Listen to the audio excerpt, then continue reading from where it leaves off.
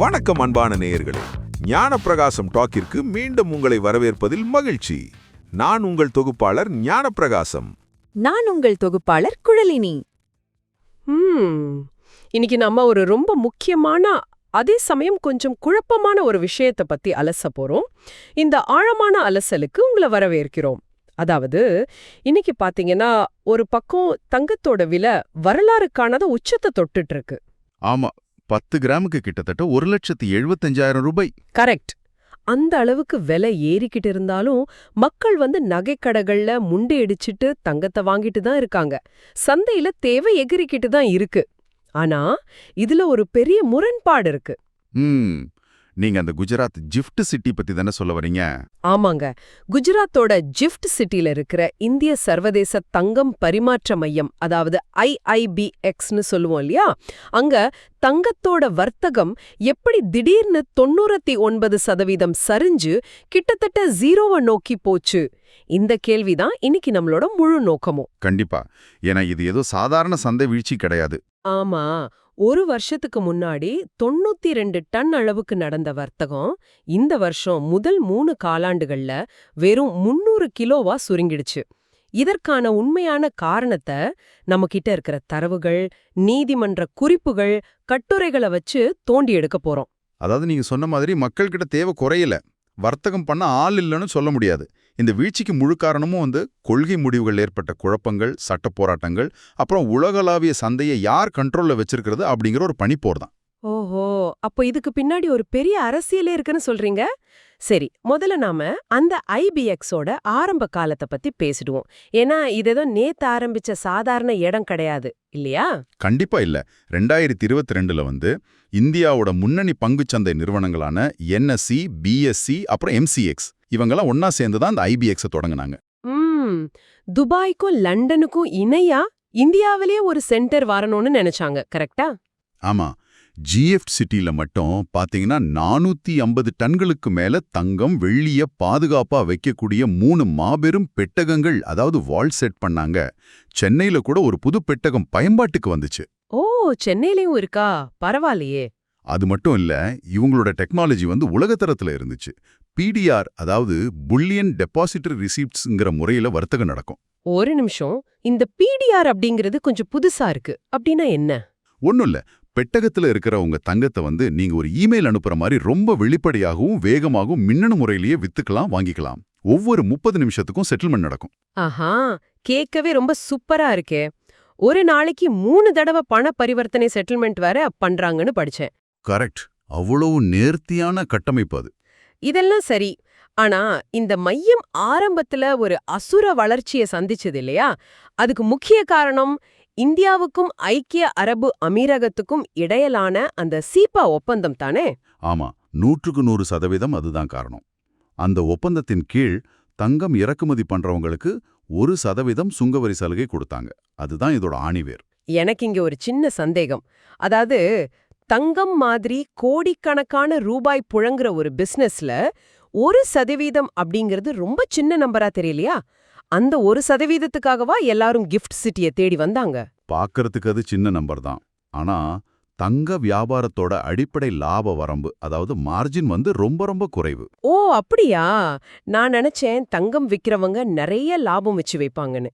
அப்படி இல்ல. சர்வதேச சந்தை விலைக்கு ஏத்த மாதிரி 1 கிராமுக்கு சில ரூபாய்கள் மட்டுமே லாபம் வச்சு தான் அவங்க பிசினஸ் பண்ணுவாங்க.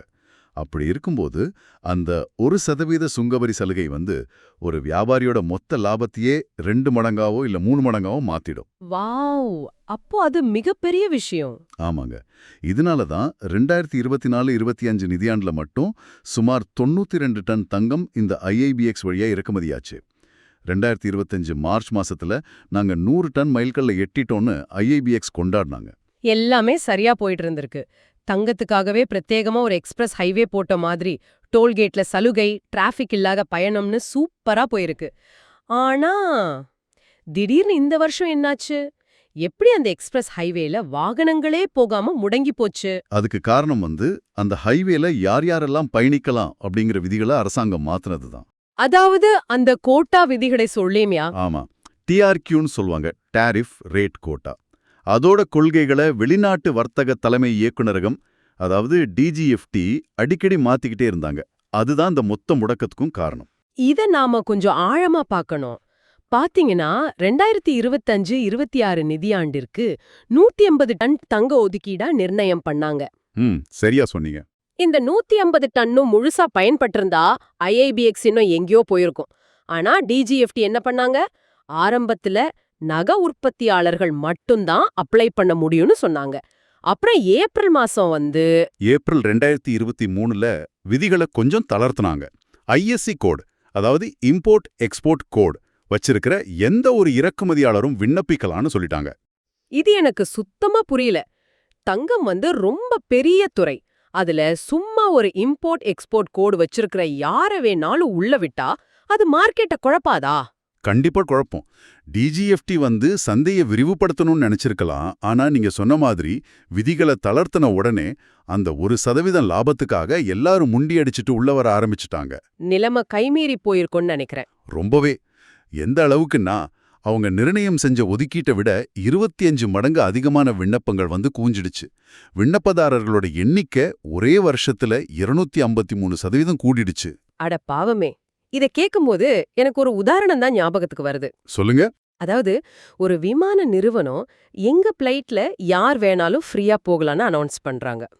ஆனா அந்த பிளைட்ல 300 பேர் தான் போக முடியும். ஆனா 10,000 பேர் அடிச்சு புடிச்சிட்டு வராங்க. உடனே கூட்டத்தை பார்த்து பயந்து போன அந்த நிறுவனம் வருஷத்துக்கு 25 கோடி ரூபாய் சம்பாதிக்கிறவங்க மட்டும்தான் பிளைட்ல ஏற முடியும், மத்தவங்க எல்லாம் வெளியே போங்கன்னு சொன்னா எப்படி இருக்கும்? ஆஹா, ரொம்ப சரியான உதாரணம். டிஜிஎஃப்டி பண்ணதும் இதுதான். நிஜமாவா? ஆமா. ஏப்ரல் 2025ல நடந்த மீட்டிங்ல இவ்ளோ பெரிய அப்ளிகேஷன்ஸ் வந்ததை பார்த்து அவங்க அதிர்ச்சி ஆயிட்டாங்க. உடனே கடந்த 3 வருஷங்கள்ல சராசரியா 25 கோடி ரூபாய்க்கும் குறைவா டர்ன் இருக்கிற நகைக்கடைகள், வங்கிகள் எல்லாத்தையும் அதிரடியா தகுதி நீக்கம் பண்ணிட்டாங்க. இது என்னங்க நியாயம்? சிறு குறு வியாபாரிகளுக்கு இது எவ்ளோ பெரிய அநீதி. GIFT சிட்டியோட அடிப்படை விதிகளுக்கு இது சரியா இருக்கலாம். ஆனா தலைமுறையா நேர்மையா தொழில் பண்ற சிறு வியாபாரிகள் இதை எப்படி ஏத்துப்பாங்க? ஏத்துக்கலையே. அவங்க சும்மா இருக்கல. தங்களுக்கு நடந்த அநீதியை எதிர்த்து டெல்லி, குஜராத், அப்புறம் ராஜஸ்தான் உயர்நீதிமன்றங்கள்ல கேஸ் போட்டாங்க. இங்கிருந்தா இந்த பிரச்சனை ஒரு சாதாரண பாலிசி விஷயத்திலிருந்து ஒரு பெரிய சட்ட போராட்டமா மாறுது. ஓ, அப்போ நீதிமன்றத்துல இந்த 180 டன் ஒதுக்கீடும் அப்படியே முடங்கிடுச்சா? கோர்ட் என்னதான் சொல்லுச்சு? செப்டம்பர் மாசம் டெல்லி உயர்நீதிமன்றம் ஒரு முக்கியமான தீர்ப்பு கொடுத்தாங்க. ஒரு 50க்கும் மேற்பட்ட சிறு வியாபாரிகளோட மனுவை விசாரிச்சுட்டு பெரிய அளவுல வருவாய் இல்லாங்கிற ஒரே காரணத்துக்காக நல்ல நெட்வொர்க் இருக்கிற சிறு வியாபாரிகளையும் புதுசா வர்றவங்களையும் நீங்க ஒதுக்கக்கூடாதுன்னு ஆணித்தரமா சொல்லிட்டாங்க. அப்படா, ஒரு வழியா நியாயம் கிடைச்சிருச்சு. இருங்க, முடிஞ்சதுன்னு நினைச்சா அங்கதான் கதையில ஒரு ட்விஸ்ட். என்னது? எல்லாரையும் உள்ளடக்கிய ஒரு புது பாலிசியை உருவாக்குங்கன்னு கோர்ட் டிஜிஎஃப்டிக்கு உத்தரவு போட்டுச்சு. இதை தொடர்ந்து GFCTயோட கட்டுப்பாட்டு அமைப்பான IFSCA அந்த 25 கோடி ரூபாய் லிமிட்டை 15 கோடியா குறைச்சாங்க. இது ஓரளவுக்கு பரவாயில்ல, சிறு வியாபாரிகளுக்கு கொஞ்சம் நிம்மதி. ஆனா மறுபக்கம் டிஜிஎஃப்டி எடுத்த ஒரு முடிவு மொத்த சந்தையையும் க்ளோஸ் பண்ணிடுச்சு. அவங்க பழைய ஒதுக்கீடுகள் எல்லாத்தையும் ரத்து பண்ணிட்டு புதுசா போட்டி ஏல முறை, அதாவது காம்படிட்டிவ் பிட்டிங்கிற ஒரு விஷயத்தை கொண்டு வந்தாங்க. ஒரு நிமிஷம், ஏலமா? தங்கத்துக்கு ஏலமா? யார் அதிக பணம் கொடுக்கறாங்களோ அவங்களுக்கு தான் தங்கம் இறக்குமதி பண்ற உரிமைன்னு சொல்லிட்டாங்களா? ஆமா, அதேதான். இதுல இருக்கிற லாஜிக் எனக்கு சுத்தமா புரியலையே. தங்கம் லாப வரம்பு ரொம்ப ரொம்ப குறைவான ஒரு பொருள்னு நீங்களே கொஞ்ச நேரத்துக்கு முன்னாடி சொன்னீங்க.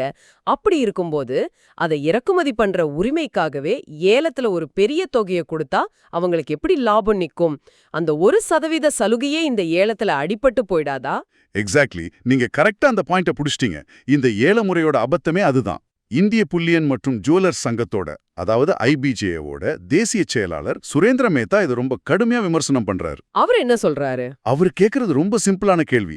தங்கம் லாபம் செலவு எல்லாம் நிலையா நிர்ணயம் செய்யப்பட்ட சாதாரண பொருள் கிடையாது. பல நேரங்கள்ல அது சர்வதேச சந்தையில தள்ளுபடியில தான், டிஸ்கவுண்ட்ல தான் வர்த்தகமாகுது. அப்படிப்பட்ட பொருளுக்கு எப்படி நீங்க ஏல முறையை கொண்டு வருவீங்கன்னு கேக்குறாரு. ரொம்ப நியாயமான கேள்வி. ஆமா, நீங்க ஏலத்துல அதிக பணம் கொடுத்து அந்த கோட்டாவை வாங்கினா உங்களோட மொத்த லாபமும் காலி, நஷ்டத்துல தான் பிசினஸ் பண்ணணும். இதை விட ஒரு முட்டாள்தனமான பாலிசியை நான் பார்த்ததே இல்ல. சரி, இந்த ஏல முறையிலையாவது நம்ம சிறு குறு தொழில்களுக்கு, அதாவது MSMEகளுக்கு ஏதாவது முன்னுரிமை கொடுத்தாங்களா? அங்கதான் மிகப்பெரிய முரண்பாடே இருக்கு. எம்எஸ்எம்இகளுக்காக 25 டன் தங்கம் ஒதுக்குறோன்னு அறிவிச்சாங்க. இதுக்காக 1500 சிறு நிறுவனங்கள் அப்ளை பண்ணாங்க. ஓகே, எல்லாருக்கும் கிடைச்சதா? அவங்களுக்கு கடைசியா ஒதுக்கப்பட்டது எவ்வளோ தெரியுமா? வெறும் 8 டன். என்னது, 25 டன் ஒதுக்கிட்டு ஏன் வெறும் 8 டன் கொடுத்தாங்க? பேலன்ஸ் எங்க போச்சு? ஏன்னா ஏல முறையில பெரிய பெரிய கார்ப்பரேட் நிறுவனங்கள் கூட போட்டி போட்டு அதிக தொகையை கேட்குற அளவுக்கு அந்த சிறு நிறுவனங்கள் கிட்ட பணபலம், ஃபினான்ஷியல் கெப்பாசிட்டி இல்ல. இத கேட்கும்போதே ரொம்ப கோவமா வருது. அது மட்டும் இல்லாம இதுல எந்த ஒரு லிமிட்டும் இல்லாததால சில பேர் தங்களோட வருஷ டோனோவரை விட பல மடங்கு அதிகமான ஒதுக்கீட்டை ஏலத்துல கேட்டிருக்காங்க. இதனால உண்மையான சிறு வியாபாரிகள் மொத்தமா ஓரங்கட்டப்பட்டாங்க. எனக்கு ஒரு விஷயம் புரியல. இந்த ஏல முறைய கொண்டு வர்றதுக்கு முன்னாடி டிஜிஎஃப்டி அதிகாரிகள் இந்த துறை சார்ந்த வல்லுநர்கள் கிட்ட ஒரு வார்த்தை கூடவா கேட்கல? தங்கத் தொழில் வல்லுநர்கள் வைக்கிற குற்றச்சாட்டே அதுதான். யார்கிட்டயுமே ஒரு ஆலோசனையும் பண்ணல. அவங்களா தன்னிச்சையா ரூம்ல உட்காந்து எடுத்த முடிவு தான் இந்த ஏழ முறைன்னு சொல்றாங்க. மீடியாக்காரங்க டிஜிஎஃப்டி கிட்ட விளக்கம் கேட்டும் எந்த பதிலும் இல்ல. ஐஐபிஎக்ஸ் அதிகாரிகளும் இத பத்தி பேச மறுத்துட்டாங்க. ஆக மொத்தம் வியாபாரிகளுக்கு வேற வழியே இல்ல, திரும்பவும் கோர்ட்டுக்கு போயிருப்பாங்க. வேற என்ன பண்ண முடியும்? அவங்க நேரா ராஜஸ்தான் உயர்நீதிமன்றத்துக்கு போனாங்க. நிலைமையோட தீவிரத்தை புரிஞ்சுகிட்ட கோர்ட்டு இந்த ஏல முறைக்கு இடைக்கால தடை விதிச்சிருக்காங்க.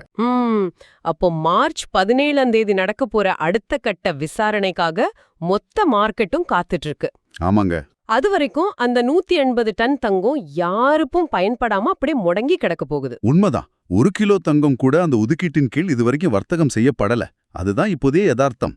சரி, நாம இதுவரைக்கும் பார்த்தது உள்நாட்டுல நடக்கிற சட்ட போராட்டங்கள், அப்புறம் பாலிசில இருக்கிற முட்டாள்தனங்கள். ஆனா இத கொஞ்சம் தள்ளி நின்னு ஒரு பெரிய ஆங்கிள்ல பார்த்தா இது வெறும் ஒதுக்கீடு சம்பந்தப்பட்ட பிரச்சனை மட்டும்தான்னு தோணல. வேற என்னவா இருக்கும்னு நினைக்கிறீங்க? உலகளாவிய தங்க சந்தைய யார் கண்ட்ரோல் பண்றது அப்படிங்கிற ஒரு மிகப்பெரிய அதிகார போட்டியோட வாட இதுல வீசுது. லண்டனை சேர்ந்தா ஒரு வர்த்தக ஆய்வாளர் இத பத்தி ஒரு ஆழமான விஷயத்த சொல்லியிருக்காரு இல்லையா? ஆமா, நம்ம தேடலோட மையப்புடி ஈரடுதான். அவர் இது என்ன சொல்றாருன்னா, கிளாஷ் ஆஃப் டூ ஈகோசிஸ்டம்ஸ், அதாவது இருவேறு அமைப்புகளுக்கு இடையிலான போருன்னு ரொம்ப துல்லியமா சொல்றாரு. அந்த 2 அமைப்புகள் எது? ஒன்னு ஐஐபிஎக்ஸ், அது தெளிவா புரியுது. இன்னொன்னு எது? இன்னொன்னு பல தசாப்தங்களா இருந்து வர்ற பாரம்பரியமான கன்சைன்மெண்ட் ரூட், அதாவது ஒப்படைப்பு முறை. கன்சைன்மெண்ட் ரூட்டா?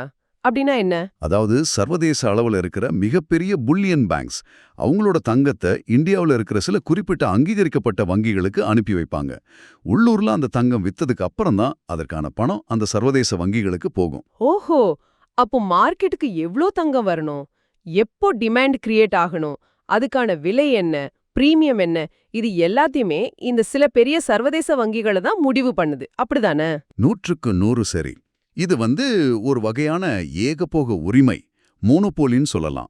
ஆனா ஐஐபிஎக்ஸ் மாதிரி ஒரு தளம் உள்ள வரும்போது என்ன ஆகுது தெரியுமா? என்ன ஆகுது? அது சர்வதேச OECD விதிகளின்படி ரொம்ப வெளிப்படைத்தன்மையோட இயங்குது. யார் வேணாலும் நேரடியா சர்வதேச சந்தையிலிருந்து தங்கத்தை இறக்குமதி பண்ண முடியும். நடுவுல இந்த பெரிய மாபெரும் வங்கிகளோட தேவையே இருக்காது. இப்ப புரியுது. ஐஐபிஎக்ஸ் வழியா வர்த்தகம் நடக்கும்போது பெரிய நிறுவனங்களோட ஆதிக்கம் உடையுது. விலைய அவங்க இஷ்டத்துக்கு ஏத்தவோ இறக்கவோ முடியாது. வெளிப்படைத்தன்மை வந்துட்டா அவங்களோட அந்த மோனோபோலி பறி போயிடும். கரெக்ட். இது அந்த பெரிய நிறுவனங்கள் சும்மா வேடிக்கை பார்த்திருப்பாங்களா? மாட்டாங்க. அதனாலதான் ஐஐபிஜேஏ மாதிரி அமைப்புகள் சில முக்கியமான கேள்விகளை அரசாங்கத்தை பார்த்து கேட்கறாங்க. வெளிப்படைத்தன்மை தான் அரசோட நோக்கம்னா மொத்த தங்க இறக்குமதியையும், அதாவது டிஆர்கியூ, நான் டிஆர்கியூ எல்லாத்தையும் ஏன் ஐஐபிஎக்ஸ் வழியாவே கட்டாயமாக்க கூடாதுன்னு கேட்கறாங்க. அது ரொம்ப கரெக்டான பாயிண்ட் ஆச்சே. அது மட்டும் இல்ல, தடையற்ற வர்த்தக ஒப்பந்தங்கள், அதாவது எஃப்டிஏ வழியில பிளாட்டினம்னு பேரை மாத்தி சில பேர் தங்கத்தை இறக்குமதி செஞ்சு வரி ஏமாத்துறாங்க. அதையெல்லாம் தடுக்காம நேர்மையா வர்த்தகம் பண்ண நினைக்கிற ஐஐபிஎக்ஸ முடக்கி சிறு வியாபாரிகள் மேல ஏன் கெடுபிடி காட்டுறீங்கன்னு ரொம்ப வலுவான கேள்வியை வைக்கிறாங்க. இந்த தரவுகள் எல்லாம் ஒன்னா சேர்த்து பார்க்கும்போது ஒரு விஷயம் நல்லா தெளிவா புரியுது. ஐஐபிஎக்ஸோட இந்த சரிவு அதோட டெக்னாலஜியால வந்த தோல்வி கிடையாது. கண்டிப்பா இல்ல. அதோட வெளிப்படைத்தன்மை அந்த பழைய ஆதிக்கவாதிகளோட சிம்மாசனத்தை ஆட்டி பாத்துருச்சு. அதனால கொள்கைகள்ல இருக்கிற ஓட்டைகளை பயன்படுத்தி பின்னாடி இருந்து நடத்தப்படுற ஒரு மறைமுக யுத்தமா தான் இது எனக்கு தெரியுது. ஆமாங்க. ஒரு பக்கம் வெளிப்படைத்தன்மையை விரும்புற பொது டெக்னாலஜி, அப்புறம் சிறு வியாபாரிகள். இன்னொரு பக்கம் மார்க்கெட்டை எப்பவும் தன் பிடிக்குள்ளேயே வச்சிருக்கன்னு நினைக்கிற பழைய அதிகார வர்க்கம். இது ரெண்டுக்கும் நடுவுல எந்த ஒரு புரிதலும் இல்லாத கொள்கை வகுப்பாளர்களால உருவான முட்டுக்கட்டை தான் இன்னைக்கு நாம பார்க்குற இந்த முடக்கம். ரொம்ப தெளிவா சொல்லிட்டீங்க. ஆக IIBX மாதிரி ஒரு வேர்ல்ட் கிளாஸ் உள்கட்டமைப்பு உருவாக்கப்பட்டோம், அதை செயல்படுத்துற பாலிசிஸ் யதார்த்தத்துக்கு முரணா இருந்ததாலும், இந்த அதிகார போட்டி காரணமாவும் எப்படி அந்த 180 டன் தங்கம் யாருக்கும் பயன்படாம முடங்கி கிடக்குது அப்படிங்கறத இன்னைக்கு நாம ரொம்ப ஆழமா பார்த்துட்டோம். ஆமா, இத கேட்டுட்டு இருக்கிற நீங்க இத வெறும் தங்க வியாபாரம் சம்பந்தப்பட்ட செய்தியா மட்டும் பார்க்க வேண்டாம். நீங்க ஒரு சாஃப்ட்வேர் இன்ஜினியரா இருக்கலாம், இல்ல புதுசா ஒரு ஸ்டார்ட் அப் ஆரம்பிக்கிறவரா இருக்கலாம், இல்ல விவசாயத்துறையில கூட இருக்கலாம். நீங்க எந்த துறையில இருந்தாலும் சரி, ஒரு புது டெக்னாலஜியோ இல்ல வெளிப்படையான சிஸ்டமோ வரும்போது ஆமா, அது உலக தரத்துல எவ்வளோ சூப்பரா இருந்தாலும் அதை செயல்படுத்துற கொள்கைகள் சரியா இல்லைன்னா, இல்ல அந்த பழைய அதிகார வர்க்கத்தை காப்பாத்துறதுக்காக வளைக்கப்பட்டுச்சுன்னா அந்த டெக்னாலஜி எப்படி ஃபெயில் ஆகும் அப்படிங்கிறதுக்கு இந்த IIBX ஒரு மிக சிறந்த பாடம். ரொம்ப ஆழமான கருத்து. இறுதியாவும் உங்களுக்கு ஒரு சிந்தனையை விட்டுட்டு போறோம். இந்த IBX மாதிரி ஒரு மாற்று கட்டமைப்பு தோல்வி அடையும் போது அது எப்பவுமே பாரம்பரியமான பெரிய ஆதிக்க சக்திகளுக்கு தான் சாதகமா அமையுது. அப்படின்னா உலகளாவிய சந்தைகள் எதிர்காலத்துல உண்மையிலே பரவலாக்கப்படுமா, அதாவது டீசென்ட்ரலைஸ் ஆகுமா, நுகர்வோருக்கும் சிறு வியாபாரிகளுக்கும் சமமான வாய்ப்பு கிடைக்குமா, இல்ல பழைய அதிகார வர்க்கம் தங்களோட ஆதிக்கத்தை தக்க வைக்க புது பாலிசி புது சட்டம்னு ஏதாவது ஒரு வழியை கண்டுபிடிச்சுக்கிட்டே இருப்பாங்களா? இதை நீங்களே ஆழமா யோசிச்சு பாருங்க. அதிகாரத்துக்கும் தொழில்நுட்பத்துக்கும் இடையில நடக்கிற இந்த சதுரங்க ஆட்டத்துல காய்கள் எப்படி நகர்த்தப்படுதுன்னு கவனிச்சுக்கிட்டே இருங்க. தொடர்ந்து தேடுங்கள், தொடர்ந்து கற்றுக்கொள்ளுங்கள். அடுத்த ஆழமான அலசலில் உங்களை சந்திக்கிறோம்.